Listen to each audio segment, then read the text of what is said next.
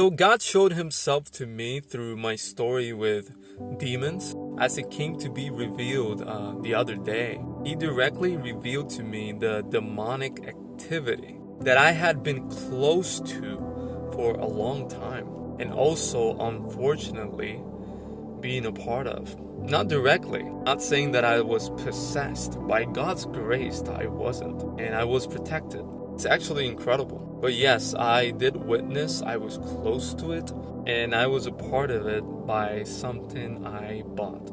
In retrospect, I realized just in how much danger I was. If I had not been as protected by God as I was, it would have likely turned out really badly. But to be fair, through good deeds, I also protected myself, because God rewards good deeds.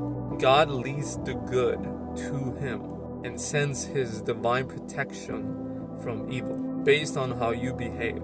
Even if you don't believe in him, if you are behaving good, he forgives your sins and he tries to lead you to him, which is what happened to me. In the same way that demons exist, so do angels. In the same way that humans can be the devil, demons, humans can also be angels. Whether you have demons or angels in your proximity depends on your relationship with good and God.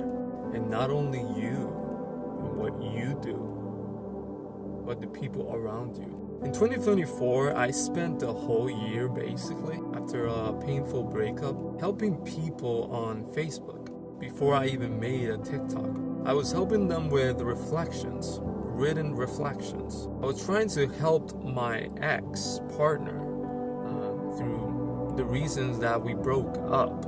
But through that, I actually ended up helping a lot of other people. So it became something more wide until I eventually went from Facebook to TikTok. And now I'm helping here. So I transmuted the darkness of the situation of my ex, which I consider a karmic relationship. And I turned it into love. I turned it into light, which eventually I believe God rewarded so much that he made himself obvious to me. And so my life became a testimony. I wrote over 70 plus long reflections to help people. A lot of psychological concepts, a lot of spiritual concepts that, don't worry, you're not gonna miss out on, because I'm making the videos right now and I have so many ideas that probably like hundreds of videos. I'll implement everything I wrote and I know into these videos. So yeah, everyone will benefit. And of course it's free because God is the one that rewards people. There's no greater love than saving lives for him. So it was largely year of God preparing me for my eventual awakening to him. But of course my own decisions mattered. At any moment I could have turned into a decision of being like hateful or mad, depressed, but I kept going, kept trying to help people. But along the way, God allowed me to witness and seek help from things that I wasn't supposed to, according to the Bible. Of course, at that moment in the past, I didn't know. In my humble ignorance and in my moments of suffering, I was seeking help from anything. But even that turned me into a work of art, because it allowed me to see things from multiple sides, from multiple perspectives, because I myself experienced it. So let's start. My experience with demons first started with humans, with people who have demons attached to them. I'm going to explain this concept further soon, but essentially demons can attach to people based on their most frequent sins, if done especially for a long time. Because remember, if it's for a long time that you keep on sinning, especially if it's a sin that's very hurtful to others, God tries to awaken you, but if you keep on doing it, eventually the demons attach to you and you can become the devil. It doesn't mean you're possessed per se. You see, there are levels to demon interference. I'm going to address 3 ways that I was able to identify demons. And again, the first one is demons attached to others. You see, there are different types of demons, as quoted by the Bible, and then they manifest based on intensity, based on the person's sins and for how long they keep on sinning. These sins are typically tied to negative emotions and idolatry.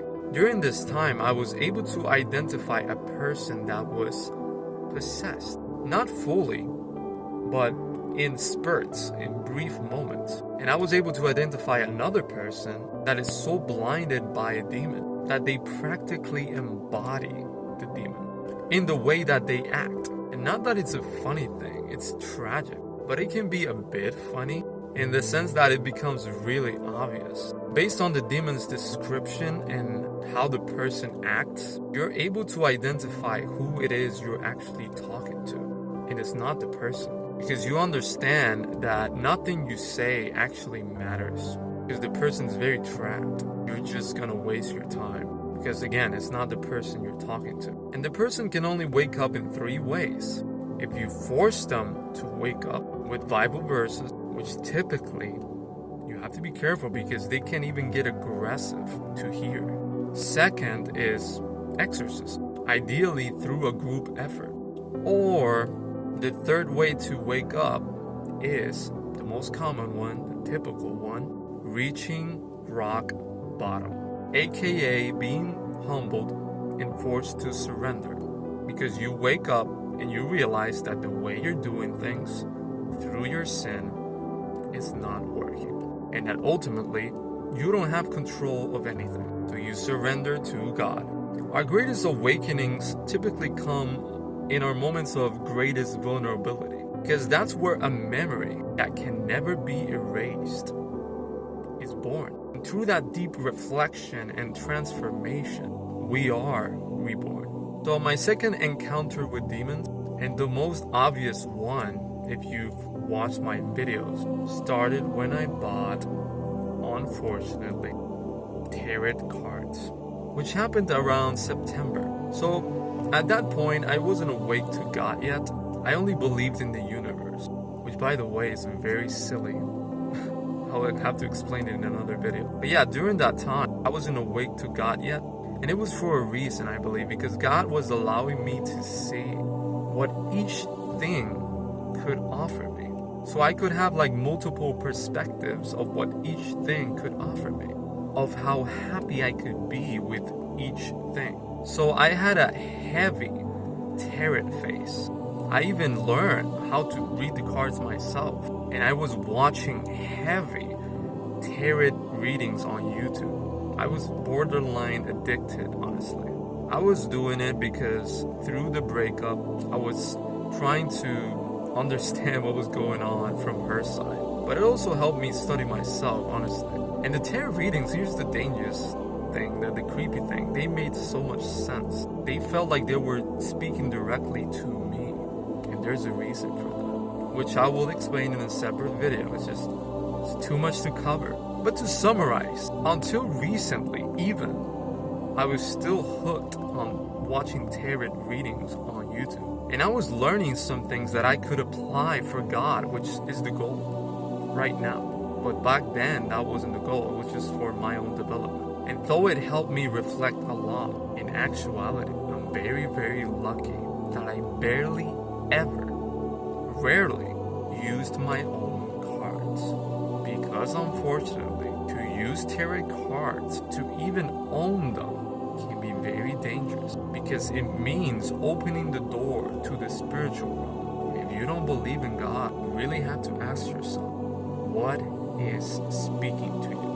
What is giving you the information? What are you opening the door to? Given that you can't see into the spiritual realm, it could be anything. It could be the father of lies, the devil. But most likely his demon, since the devil lives through any type of lie itself. Lies that could make you believe that you're doing good. You're doing the right thing. You're helping people, right? But in actuality, the demons are just keeping you shamed, confusing the hell out of people. It's not always the case. It's something that has to be studied, honestly. What I can definitely say, in my case, I was lucky I barely used the cards because God revealed that through the cards, there were demons in my home. You can see I'm okay, but there's more to say. I'll talk about it more in the next video.